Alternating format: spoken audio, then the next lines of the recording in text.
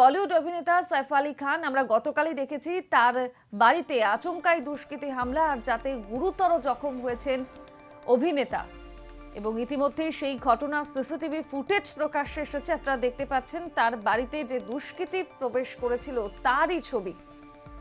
সাইফ আলী খানের বাড়িতে হানা দেওয়া দুষ্কৃতীর এই যে ছবি, যে সিসিটিভি ফুটেজ তা প্রকাশ্যে এসেছে।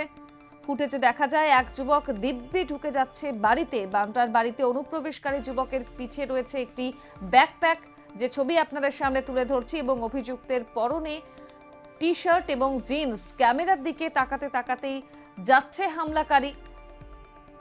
এই ভিডিও প্রকাশ্যে আসার পরেই গোটা ঘটনার তদন্ত শুরু করেছে মুম্বাই পুলিশ। অন্যদিকে আপনারা জানেন হাসপাতালে চিকিৎসাধীন রয়েছেন সাইফ আলী খান। গতকালই তার অস্ত্রোপচার করা হয়। গলায় 10 সেন্টিমিটার পর্যন্ত তার ক্ষত হয়েছে।